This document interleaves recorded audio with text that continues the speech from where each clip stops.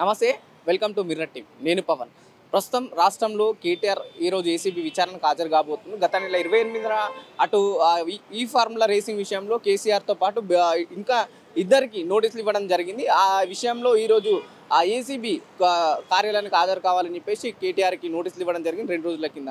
So ఆ ప్రకారంగానే ఈరోజు ఆ కేటీఆర్ అయితే ఏసీబీ విచారణకు హాజరు కాబోతుంది. దాని స్థాయిలో పూర్తిగా బీఆర్ఎస్ కార్యకర్తలను కావచ్చు, నాయకులని రాష్ట్ర వ్యాప్తంగా పెద్ద ఎత్తున ముందస్తు అరెస్టులు చేయడం జరిగింది. మన తెలంగాణ భవన్ దగ్గర కూడా చూడొచ్చు, పెద్ద ఎత్తున పోలీసులు కూడా ఇక్కడ బందోబస్తుకి రావడం జరిగింది. ఎందుకంటే ఏ ఎక్కువ నాయకులు కావచ్చు డిస్టర్బెన్స్ గందరగోళం రాకుండా వాళ్ళు ముందస్తు చర్యలు తీసుకున్నట్టు మనకు తెలుస్తుంది. చూద్దాం ఆ కేటీఆర్ ఈరోజు విచారణలో ఎటువంటి విషయాలు వాళ్ళు వెలువరిస్తారు, ఈ ఫార్ములా రేసింగ్లో ఎటువంటి అవకతవకలు జరిగిన, ఎటువంటి వాళ్ళు నిర్ణయాలు తీసుకున్నారు, నిజంగానే ఈ ఫార్ములా ఈ రేసింగ్లో కుంభకోణాలు జరిగాయి. దాదాపు 45 కోట్లు కుంభకోణం జరిగిందని వాళ్ళు పెద్ద ఎత్తున ఆరోపణ చేస్తున్న ఆరోపణలు నిజంగానే నిజమవుతాయి, లేకుంటే కేవలం ఇవి డైవర్షన్ పాలిటిక్స్ ఏనని కూడా మనం వేచి చూడాల్సిన అవసరం ఉంది. పోలీసులు భారీ ఎత్తున బందోబస్తు కూడా ఏర్పాటు చేయడం జరిగింది. అయితే ఫార్ములా ఈ రేసింగ్ కేసులో బీఆర్ఎస్ వర్కింగ్ ప్రెసిడెంట్ మాజీ మంత్రి కేటీఆర్ నేడు ఏసీబీ విచారణకు హాజరు కానున్నారని, మరోవైపు రేపు ఈడీ విచారణ ఉంది. ఫార్ములా ఈ రేసింగ్ కేసులో ఈ 2 సంస్థల దర్యాప్తు ముమ్మరం చేశాయి. ఏసీబీ నమోదు చేసిన కేసులో కేటీఆర్ ప్రధాన నిందితుడిగా ఉన్న విషయం తెలిసిందే. ఈ క్రమంలో ఉదయం 10 గంటలకు విచారణకు హాజరు కావాలని శుక్రవారం నోటీసులు జారీ చేశాయి. విదేశీ సంస్థలకు నిధులు మళ్లింపునకు సంబంధించిన ఏసీబీ ప్రశ్నించనుంది. ఈ క్రమంలో కేటీఆర్ స్టేట్మెంట్ రికార్డ్ చేసే అవకాశం ఉందని ఎఫ్పీఓకు దాదాపు 45.71 కోట్లు చెల్లింపులో ఉల్లంఘనలు జరిగాయని ఆరోపిస్తున్నారు.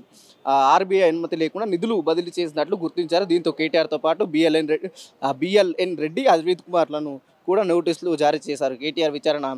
అరవింద్ కుమార్లను కూడా నోటీసులు జారీ చేశారు. కేటీఆర్ విచారణ పూర్తయిన తర్వాత వారిని కూడా విచారించే అవకాశం ఉందని సమాచారం. చూద్దాం ఇంతవరకు ఈ కేసు ఫార్ములా ఈ రేసింగ్ కేసులో విచారణ కొనసాగుతుంది. ఈ విచారణలో ఏమేమి విషయాలు వెల్లడించే అవకాశం ఉన్నాయని కూడా మనం వేచి చూడాల్సిన అవసరం ఉంది. రైట్, మనతో పాటు ప్రస్తుతం ఎమ్మెల్సీ తక్కెలపల్లి రవీందర్రావు గారు ఉన్నారు. సరే, ఏంటి ఈరోజు కేటీఆర్ విచారణ జరగబోతుంది ఏసీబీ ఆధ్వర్యంలో. పెద్ద ఎత్తున తెలంగాణ భవన్ ముందర కూడా భారీ ఎత్తున పోలీస్ బందోబస్తు ఉంది. జిల్లాల వారీగా బీఆర్ఎస్ పార్టీ నేతలు, సీనియర్ నాయకులు ఎక్కడికక్కడ అరెస్టుల పరంపర కొనసాగుతుంది కదా, ఏం చెప్పదలుచుకున్నారు? ఖచ్చితంగా మొన్న క్యాబినెట్ మీటింగ్ తోటే ఈ ప్రభుత్వం యొక్క బేలతనం ఏందనేది బయటపడదు. ఇచ్చిన హామీలను తుంగల దొక్కి రైతులను కూడా మోసం చేసి, మహిళలను మోసం చేసి, వృద్ధులను మోసం చేసి 6 గ్యారెంటీ 13 హామీలని విస్మరించి ఇవాళ నిత్యం ఏదో ఒక డైవర్షన్ పాలిటిక్స్ చేయడం, నిత్యం టీవీలలో, పేపర్లలో, మీడియాలో చర్చనీయాంశమైన వారి తప్పిదాలని, వారి బేలతనాన్ని, వారు ఇచ్చిన హామీలను అమలు పరచలేని తీరుని, సంపదని సృష్టించలేని అసమర్థ పాలన, ఇవాళ ప్రజలకిచ్చిన హామీలను నెరవేర్చే దిక్కు తోచని తనంలో చేస్తున్న ప్రయత్నాలే ఇవన్నీ. అంటే వాళ్ళు ఏదైతే గతంలో ఈ కార్ రేస్లో భారీ పెద్ద ఎత్తున 45 కోట్లు దాదాపు కుంభకోణం జరిగింది, కేటీఆర్ హస్తం ప్రధానంగా ఉంది అని చెప్పేసి వాళ్ళు ఆరోపణ చేస్తున్నారు. కేటీఆర్ అరెస్ట్ చేయాలని వాళ్ళు డిమాండ్ చేస్తున్నారు. నిజంగానే కేటీఆర్ దాంట్లో కుంభకోణం చేశారా? కేటీఆర్ అరెస్ట్ అయ్యే అవకాశాలు కనిపిస్తున్నాయి? సిగ్గు అనిపిస్తా లేదండి. ఇప్పుడు ఇది చెప్పుకోవడానికి, వినడానికి కూడా. ఇప్పుడు డబ్బులు ఏవైతే ఉన్నాయో హెచ్ఎండిఏ పరిధిలో ఉన్న డబ్బులని ఒక సీనియర్ ఐఏఎస్ అధికారి దాని యొక్క బాడీ కమిటీ జరిగిన కార్యక్రమానికి సంబంధించి ఆ సంస్థకి ఆ సంస్థ అకౌంట్లో డబ్బులు వేసినట్టుగా ఆధారాలు ఉన్నాయి, ముట్టినట్టుగా వారి జవాబు ఉంది. ఇక్కడ ఆ డబ్బులు ఎటు తిరిగినాయి, ఎటు పోయినాయి అనేది ఇచ్చిన వాళ్ళ జేబులకు ఏమన్నా వచ్చినాయా, లేదా తీసుకున్న వాళ్ళు ఏమైనా అక్రమంగా పొందినరా, లేదా తీసుకున్న వాళ్ళ ద్వారా తిరిగి వచ్చినాయా? ఎక్కడ వెతికినా కూడా ఇలా అక్రమం కానీ అవినీతి కానీ అవకాశం ఎక్కడదండి. వారు కార్యక్రమం చేశారు, వారికి అగ్రిమెంట్ ప్రకారం వారికి ఇవ్వాల్సిన డబ్బులు ఇచ్చేసినాం. ఇవ్వడానికి సంబంధించినటువంటి ఎక్కడ అవినీతి లేదు. ఇవాళ తీసుకున్న వాళ్ళని కేసులో చేర్చకుండా ఇచ్చింది ప్రభుత్వం అయితే, అది ఒక అటానమస్ బాడీ అయితే, ఇవాళ కేటీఆర్ గారి మీద కేసు పెట్టి ఇవాళ ఏ రకంగా మీరు పోతున్నారో అర్థమవుతున్నది. అంటే కేవలం కేటీఆర్ పైన కేసు డైవర్షన్ పాలిటిక్స్ కోసం అనుకోవచ్చు. ఎందుకంటే రీసెంట్గా క్యాబినెట్ సమావేశం ముగిసింది. ప్రెస్ మీట్లో రైతులకు ఇస్తానన్న 7,500 ఎకరానికి 6,000కు ఖరారు అయిపోయింది. వీటన్నిటిని డైవర్షన్ పాలిటిక్స్ పక్కకు తోసేయడానికి కేటీఆర్ అరెస్ట్ ప్రధానంగా తెరమైకి తీసుకొచ్చింది అనుకోవచ్చా? ఇప్పుడు స్పష్టంగా మీకు అర్థమవుతాను. ఇప్పుడు ప్రతిపక్షం ప్రధానంగా బీఆర్ఎస్ఏ ఉంది. సమర్థులైన నాయకులు కేటీఆర్ గారు, హరీష్ రావు గారు, ఇతర మా పార్టీ ఎమ్మెల్యేలు, మాజీ మంత్రులు మేమందరం ఎలా ఎండగడుతున్నాం, చట్టసభలలో ఎలా నిలదీస్తున్నాం, ప్రజాక్షేత్రంలో ఎలా వెంటాడుతున్నాం అనేది చూస్తూనే ఉన్నారు. ఇలా బీజేపీ కాంగ్రెస్ కుమ్మక్కైంది అనేది స్పష్టం. ఏ రకమైన బలం లేని, దమ్ము లేని, అవకాశమే లేని కేసు పెట్టి, ఈ కేసు ఏసీబీ పెట్టిందంటేనే ఒక విచిత్రం, ఒక నవ్వుల పాలయ్యే కేసు అయితే దీని వెనకనే ఈడీ వచ్చింది. వెంటనే ఈడీ వచ్చి ఈడీ నోటీసులు ఇచ్చింది, కేసులు వేయడం, రేపు ఈడీ విచారణకు పిలవడం. అంటే ఇలా ఈడీ ఏసీబీలు ఈ రకమైనటువంటి కేసుల భాగస్వామ్యం అయినాయి అంటేనే రేవంత్ రెడ్డి గారు ఎవరి భుజం మీద బీజేపీ పెట్టిన తుపాకీ, రేవంత్ రెడ్డి భుజం మీద పెట్టిన తుపాకీని ఇలా బీజేపీ కలుస్తా అంటే ఇవాళ చూస్తున్నాడు. ఇలా బీజేపీ ఎజెండాని రేవంత్ రెడ్డి అమలు పరుస్తుండు. ఇలా బీజేపీ కాంగ్రెస్ ఒక్కటైంది, రేవంత్ రెడ్డి ఒక్కటైండు, ఆ కుట్రలో భాగస్వామ్యం అయింది అనేది చాలా స్పష్టంగా ఉంది. ఈ రెండు పార్టీల లక్ష్యం బీఆర్ఎస్ పార్టీని వెంటాడడం, వేధించడమే, కేసీఆర్ గారి కుటుంబాన్ని కేసులలో ఇరికించడమే, జైల్లో పెట్టి భయకంపితమైన వాతావరణాన్ని సృష్టించాలి, ప్రత్యామ్నాయంగా బీజేపీ ఎదగాలనేది ఇవాళ బీజేపీ కుట్రలో రేవంత్ రెడ్డి భాగస్వామ్యం అయింది. అంటే మరోసారి రెండు జాతీయ పార్టీలు కలిసి ప్రాంతీయ పార్టీని మళ్ళీ ఉండకుండా చేద్దామని తెలంగాణలో అనుకుంటున్నాయా? ఎస్, దేశవ్యాప్తంగా జరుగుతున్న దాంట్లో భాగంగానే ప్రాంతీయ పార్టీలు నామరూపం లేకుండా పోవాలి, జమిలి ఎన్నికలు తీసుకురావాలి, జాతీయ పార్టీల విధానమే ఉండాలి, శాశ్వతంగా ఈ ఆర్ఎస్ఎస్ మద్దతుతోటి బీజేపీ పాలన కొనసాగించాలనే లక్ష్యంతో చేస్తున్న కుట్రలో భాగమే ఇవాళ కేసీఆర్ గారి వెంటబడడం, వేధించడం కూడా యావత్ జాతి గమనిస్తుంది, ప్రజలు గమనిస్తున్నారు వీరి కుట్రల కుతంత్రాలని. ఈ ఏడాది అయింది ఇవాళ కేసీఆర్ గారిని, వారి కుటుంబ సభ్యుల్ని జైల్లో పెట్టాలని. ఇవాళ కవితమ్మని పెట్టినరు, ఏ రకమైన కేసులు పెట్టినరు, ఏ పార్టీ ఆధారాలు ఉన్నాయని మనం చూసాం. ఇవాళ 4-5 నెలలు జైల్లో పెట్టి ఇవాళ ఆనందించారు. అది జరిపోలే.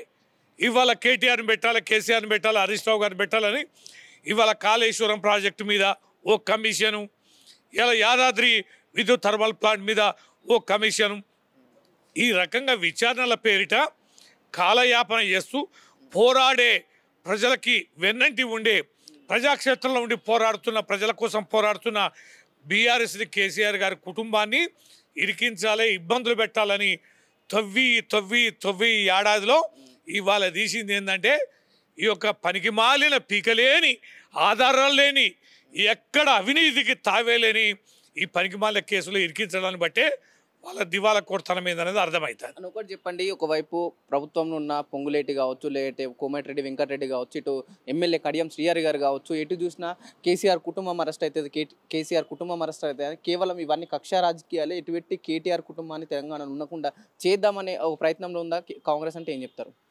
వారు ఇచ్చిన హామీలను అమలుపరచలేక, ప్రజల్ని మెప్పించలేక, ప్రభుత్వాన్ని సాఫీగా నడపలేక, అన్ని రంగాల వైఫల్యమై కనీసం ఖాళీగా ఉన్న 6 మంత్రులను కూడా వాళ్ళు నింపుకోలేక వారి దివాలా కోరతనాన్ని కప్పిపుచ్చుకోవడం కోసం ప్రశ్నించే గొంతుకని ఇవాళ పిసకడానికి, గొంతు నిలబడానికి, జైల్లో పెట్టడానికి చేస్తున్న ప్రయత్నమే తప్ప మరొకటి కాదు. అందుకనే ఎలాగూ మేము చేయలేము, ఇచ్చిన హామీలను నెరవేర్చలేం కాబట్టి అడిగేవాడు ఉండొద్దు, ప్రశ్నించేవాడు ఉండొద్దని నిత్యం వాళ్ళు జపించేది.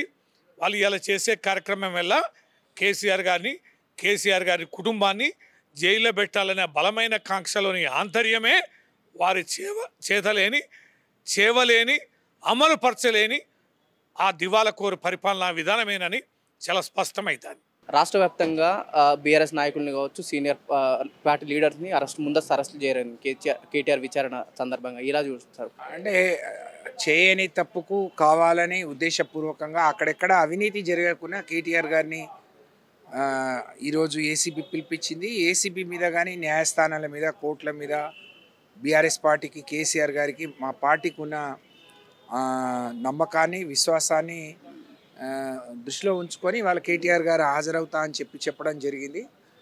మరి ఈ క్రమంలో అరెస్టులు చేయటం అనేది అంటే పోలీసులను అడ్డం పెట్టుకొని పోలీసుల మరి భుజాల మీద ఈరోజు తుపాకులు పెట్టి కాల్చే ప్రయత్నం రేవంత్ రెడ్డి గారి ప్రయత్నం ప్రభుత్వం చేస్తూ ఉంది. దీన్ని తీవ్రంగా ఖండిస్తూ ఉన్నాం. మీకు ఇది న్యాయంగా ఇది ధర్మం అనిపిస్తే, నిజంగా కేటీఆర్ గారు తప్పు చేసిందని మీరు అనుకొని ఉంటే ఇవన్నీ ముందస్తు అరెస్టులు కానీ అందరినీ గృహ నిర్బంధం కానీ చేయాల్సిన అవసరం లేదు. ఇవాళ మంత్రుల పర్యటనలో కూడా నాయకులను గృహ నిర్బంధం చేస్తున్నారు, హౌస్ అరెస్టులు చేస్తున్నారు. ఇది దేనికి సంకేతం? తెలంగాణ రాకముందు తెలంగాణ కావాలని కోరుకున్న ప్రజలు ఆ రోజు చేసిన ఉద్యమం అంటే తిరిగి మరో ఉద్యమానికి మరి రేవంత్ రెడ్డి గారి ప్రభుత్వం అవకాశం ఇస్తుంది. ఇది సరి అయింది కాదు. ఎవరి పన్ను వాళ్ళు చేసుకునే విధంగా మరి ఇవాళ మేము గౌరవించి పోతున్నాం కాబట్టి దాన్ని కూడా మీరు అదే దృష్టితో చూడాలి తప్ప కార్యకర్తలు బయటకు వస్తారనో ఇంకేదో అవుతుందని చెప్పి అరెస్ట్ చేయడం దుర్మార్గం, అన్యాయం. దీన్ని తీవ్రంగా ఖండిస్తాం. ఒకవైపు ఏసీబీ కేసు పెట్టగానే with in next day ED కూడా దానిపైన కేసు ఇలాంటి నోటీస్ కూడా ఇవ్వడం ఎలా చూడొచ్చు? అంటే ఇదంతా మనం మొదటి నుంచి కూడా అనుకుంటున్నట్టు ఇది కాంగ్రెస్ బీజేపీ కలిసి ఆడుతున్న నాటకం. ఆయన రేవంత్ రెడ్డి గారు ఢిల్లీకి పోయి ఇక్కడేమో కిషన్ రెడ్డి గారి మీద ఉన్న గౌరవమే పోయింది. ఈ రోజు నుంచి నాతో అన్నాడు. పోయి తెల్లారి ఢిల్లీలో కలిసి వచ్చిన తర్వాత ఇవాళ ఈడీ కూడా తెల్లారే నోటీస్ ఇచ్చింది. అంటే నోటీస్ ఇవ్వకుండా విచారించకుండా పిలుపునియటం అనేది ఇది దుర్మార్గం. ఎక్కడైనా వాళ్ళకి నచ్చని వాళ్ళు, వాళ్ళకి వ్యతిరేకంగా పనిచేస్తున్న వాళ్ళు ఉన్నారు అంటే ముందు ఈడీ వస్తుంది, సిబిఐ వస్తుంది, తర్వాత మోడీ వస్తాడనే మాటను మరొకసారి ఒక నిజం చేసి చూపిస్తున్నారని ఈ సందర్భంగా తెలియజేస్తా ఉన్నాను. దేశంలో 2 జాతీయ పార్టీలు కలిసి పనిచేస్తున్నాయి ప్రస్తుతం. ఇప్పుడు మన దగ్గర దానికి ఇవే కేటీఆర్ గారి మీద పెట్టిన కేసే దానికి పెద్ద ఉదాహరణ అని చెప్పి తెలియజేస్తా ఉన్నాను. రాష్ట్ర ప్రజలు ప్రజా పరిపాలన చేయమని చెప్పేసి కాంగ్రెస్ ప్రభుత్వానికి, కాంగ్రెస్ పార్టీకి మరి పగ్గాలు అప్పచెప్తే మరి రోజు చేస్తున్నది ఏంది? ఒక నియంత్రిత పరిపాలన. ప్రజలందరినీ కూడా ఈరోజు వంచేసి వాళ్ళు ఏదైతే 6 గ్యారెంటీలు ఇస్తామని చెప్పేసి నానా రకాల హామీలు ఇచ్చేసి మరి ప్రభుత్వాన్ని ఏర్పాటు చేసుకోవడం జరిగింది. మరి వచ్చిన ప్రభుత్వం దాదాపు 1 ఇయర్ అయిపోయింది. మరి నీ 6 గ్యారెంటీలు ఏమైపోయినాయి? నువ్వు ఆ మహిళలకు ఇస్తా స్కూటీలు ఏమైపోయినాయి? కళ్యాణ లక్ష్మి, షాదీ ముబారక్ చెప్పి 1 తుల సోనాదేత 1 తులం బంగారం ఇస్తాను. ఇవన్నింటినీ కూడా చెప్పి ఇస్తా అని చెప్పి అప్పుడు చెప్పినావు. ప్రభుత్వం లోపల హీట్ ఎక్కిన ఇమ్మీడియట్లీ నెల రోజుల లోపల ఇవన్నీ ఇంప్లిమెంట్ చేస్తాను. చేసి సంవత్సరం అయింది. ఇవన్నీ కూడా ప్రజలను పక్కదోవ పెట్టడానికి మా పార్టీ యొక్క వర్కింగ్ ప్రెసిడెంట్ కేటీఆర్ గారిని లేని పోని అక్రమ కేసులు బనాయించేసి, పనికిరాని కేసులు, ఎక్కడ నిలవబడని కేసులు, కేవలము ప్రజల దృష్టి ప్రజలందరూ కూడా నిలదీయాలి అనే ఈ ప్రభుత్వాన్ని అనుకున్న తరుణంలో వాళ్ళ దృష్టిని మరలించడానికి ఈ విధంగా మా పార్టీ యొక్క వర్కింగ్ ప్రెసిడెంట్ కేటీఆర్ పైన అక్రమ కేసులు మళ్ళీ బనాయించడం జరిగింది. ఈ కేసులు ఎక్కడ నిలబడేవి కావు. మా పార్టీ ధర్మం వైపే పోరాటం చేస్తుంది. మా పార్టీలో ఉన్న నాయకులందరూ కూడా ఈరోజు ప్రజల యొక్క కోరికల మేరకు, ప్రజల యొక్క అవసరాల మేరకు పోరాటం చేస్తున్నారు. రైతు బంధు అన్నావు, రైతు భరోసా అన్నావు, మహిళలకు పింఛన్లు అన్నావు. గత ప్రభుత్వానికి ఇచ్చిన కంటే మేము డబల్ టిబల్ చొబల్ ఇస్తాను. డబల్ చిబల్ దోబల్ దేవుడేరుగా నువ్వు ఇప్పటివరకు ఇవ్వకుండా 2 నెలల నుండి వాళ్ళని ఎంగబెట్టినావు. నువ్వు ఎక్కడ జరుగుతుంది ప్రజా పరిపాలన? ఎక్కడ పరిపాలన జరుగుతుంది? ఈ నియంత్రిత పరిపాలన ఈరోజు మా పార్టీ వర్కింగ్ ప్రెసిడెంట్ కేటీఆర్ గారిని అన్యాయంగా, అక్రమంగా కేసులు బనాయించేసి మరి వాళ్ళు ఈరోజు ఏసీబీ ఆఫీస్కు పిలుచుకోవడం జరిగింది. మా నాయకుడు ఏమడిగిండు? నాయన మీరు ఎలాంటి కేసులు పెట్టినా, దేనికి పెట్టినా మేము భయపడేది లేదు, చేసేది లేదు. మేము ఉద్యమకారులం, ఉద్యమం నుండి వచ్చినాం, మేము తప్పకుండా ఎదుర్కోవడానికి సిద్ధంగా ఉన్నాం అని చెప్పేసి ఈరోజు వెళ్తే మరి మేము అడ్వకేట్ల ద్వారా మేము వస్తామంటే వాళ్ళు ఈరోజు నిరాకరించడం జరిగింది. ఆయన మన కేటీఆర్ గారు నిబద్ధత మన కలిగిన వ్యక్తి కాబట్టి ఈరోజు ఏసీబీ ఆఫీస్కి అటెండ్ కావడం జరిగింది. నిజంగా విచారణ జరపాలనేటువంటి చిత్తశుద్ధి ప్రభుత్వానికి ఉన్నట్టు కనిపించలే. దీన్ని వాయిదా వేయాలి, కొనసాగించాలి. అది గొప్పులు, ఇది గొప్పులు, అది గొప్పులు, ఇది గొప్పులు కథలాగా కేటీఆర్ ఎక్కడ ఎప్పుడు బాంబులు వేలుతాయి, కేటీఆర్ గారు అరెస్ట్ అవుతారని ఎన్ని రోజులైంది, ఎన్ని నెలలైంది విదేశాల్లో చెప్పిండు పొంగులేటి బాంబులు వేలబోతున్నాయని. మరి అప్పటి నుంచి వాయిదా వేస్తూ నానబెడుతూ జనంలో ఇష్యూసే లేనట్టు పాలన మీద దృష్టి పెట్టలేక పాలనా వైఫల్యాన్ని కప్పిపుచ్చుకోవడానికి చేస్తున్నటువంటి ప్రయత్నమే విఫల ప్రయత్నం ఇది కూడా. ఎస్, 100%. నిన్న ఏదైతే ఎన్నికలకు ముందు హామీ ఇచ్చిండ్రో రైతు బంధు కాదు భరోసా ఇస్తాము, 10,000 కాదు 15,000 ఇస్తాము, రైతులకు మాత్రమే కాదు రైతు కూలీలకు ఇస్తాము, ఇంకా కౌలు రైతులకు ఇస్తాము, ఇట్లాంటి హామీలు. అలాగే ఏకకాలంలో 2 లక్షల రుణమాఫీ చేస్తాము, ఇట్లాంటి హామీలన్నీ ఇచ్చి ఉన్నారు. రుణమాఫీ 40% మంది రైతులకు చేసి మామ అనిపించి మోతం చేసినామని చెప్పి ఇప్పుడు అంటే ఏదైతే రైతు భరోసా విషయంలో గతంలో ఏదైతే 7,500 ఇస్తా అన్న వాళ్ళు ప్రస్తుతం 6,000కి కుదించాలి. వీటిని పక్కదో పట్టించడానికి ఒక ఏసీబీ విచారణ ఇక్కడ పోలీసులు అడ్డుకోవడాన్ని డైవర్షన్ సైడ్ చూస్తులా 100% ఏదైతే ఇప్పుడు రైతులు ఒక్కసారి చూసిండ్రు, 2 సార్లు చూస్తారు, 3వసారిగా వాళ్ళు పోరాటానికి సిద్ధమవుతారు కదా. అన్నదాతల ఈ పోరాటానికి మరి ప్రజల అన్నం తినే ప్రతి వారి సంఘీభావం ఉంటుంది. అందరూ వెనుదనుగా అన్నదాతకు నిలబడతారు, ప్రశ్నిస్తారు, అడుగుతారు, నిలదీస్తారు అనే ఈ కుట్రతోనే ఈ ఆలోచనతోనే ఇవాళ ఈ డైవర్షన్ పాలిటిక్స్ రాష్ట్రంలో ఏదైతే కాంగ్రెస్ పార్టీ అధికారంలోకి వచ్చిన నుంచి ఒకవైపు కాళేశ్వరం విషయంలో కావచ్చు, లేదంటే లగచర్ల విషయంలో కావచ్చు, పెద్ద ఎత్తున ఏది ముందటికి తీసుకొచ్చినా ఈ డైవర్షన్ పాలిటిక్స్ నడుస్తున్నాయి. ప్రభుత్వం ఎందుకు ఇటు చూసినా కేటీఆర్ అరెస్ట్ అంటున్నాడు, కాళేశ్వరం విషయంలో, లగచర్ల విషయంలో, విద్యుత్ కొనుగోలు విషయంలో ఎందుకు ప్రధానంగా కేటీఆర్ని ఎందుకు టార్గెట్ చేసిందంటే ఏం చెప్తారు? ప్రధానంగా ఎందుకు అరెస్ట్ చేసినట్టే బీఆర్ఎస్ పార్టీ ఇవాళ దేశవ్యాప్తంగా నాయకత్వం వహించే స్థాయికి ఎదిగింది. మహారాష్ట్రలో కూడా భారీగానే కనపడ్డది స్పందన. మరి ఇది టీఆర్ఎస్ బీఆర్ఎస్గా ఆవిర్భవించింది. దేశంలో బలమైనటువంటి ప్రతిపక్షంగా ఏ రాష్ట్రంలో లేనటువంటి పథకాలు ఇక్కడ, ఏ రాష్ట్రంలో లేనంత అభివృద్ధి ఇక్కడ, ప్రజా సంక్షేమము ఒక కన్నుగా, అభివృద్ధి ఇంకో కన్నుగా దేశంలోనే నంబర్ 1 స్థాయికి తెలంగాణ చేరింది. ప్రజల జీవన స్థితిగతులు మారినాయి, అంతా తలసరి ఆదాయం పెరిగింది, అన్ని రకాలుగా అన్ని రంగాల్లో సమృద్ధిగా తెలంగాణ ఇలా ఒక సుఖశాంతుల సుభిక్షమైనటువంటి రాష్ట్రంగా ఎదిగింది. బలమైనటువంటి ఈ ప్రాంతీయ పార్టీలు ఈ ఉనికిని మనుగడను దెబ్బతీసే ప్రయత్నం జాతీయ పార్టీలు 2 కలిసి కుట్ర చేస్తూ ఉన్నాయి. ఇవాళ బలమైన ఈ ప్రాంతీయ పార్టీ బీఆర్ఎస్ ఏదైతే ఉన్నదో ఈ బీఆర్ఎస్ను మరి ఎదుర్కోలేక బలమైన నాయకత్వాన్ని దెబ్బతీసే ప్రయత్నం కేటీఆర్. అందులో భాగంగానే కేటీఆర్ ఒక సమర్థవంతమైన, ప్రపంచాన్ని మెప్పించగలిగినటువంటి సమర్థవంతమైనటువంటి నేతగా, ఒక గొప్ప వక్తగా, అనర్గళంగా 3 భాషల్లో మాట్లాడగలిగినటువంటి సమర్థుడుగా ఆయన కనపడతా ఉన్నాడు. ఆయన ప్రతిష్టను దెబ్బతీయాలి అనేటువంటి కుట్ర అయితే జరుగుతూ ఉన్నది. పోలీసులు అడ్డుకోవడము రావడం అంటే వాళ్ళు నోటీసులు ఇచ్చిండ్రు, నోటీసులకు సమాధానాలు ఇస్తుండ్రు. ఇవాళ ఏది అడుగుతుంది ఆ పద్ధతిలో ఇచ్చుకుంటూ పోతున్నారు. మా లాయర్లను, లీగల్ టీంలను ఎంబడి పెట్టుకొని పోయినరు. అలా తప్పేమున్నది? మీరు ఏదో డాక్యుమెంట్లు అడిగినా, ఏదో అడిగినా అని అంటున్నారు. దానికి ఎంబడి తీసుకొని మీరు ఏం అడిగితే అది అడగడానికి సిద్ధంగా ఉన్నారు. కానీ లోపలికి వాళ్ళు అనుమతించలేదు. వాళ్ళని ఏదో మామూలుగా సపోర్ట్గా తీసుకపోలేదు. వాళ్ళు డాక్యుమెంట్లు ఏమేమి అడుగుతారో వాళ్ళకి కావాల్సిన ఇద్దామన్న ఉద్దేశంగా కేటీఆర్ గారు తీసుకుపోయినారు లీగల్ టీంను, లాయర్ని, అడ్వకేట్ను లోపలికి కూడా వాళ్ళకు అనుమతించలేదు. తర్వాత వాళ్ళు ఏమడిగినరో ఏందో లిఖితపూర్వకంగా ఇచ్చిండ్రు, వచ్చిండ్రు.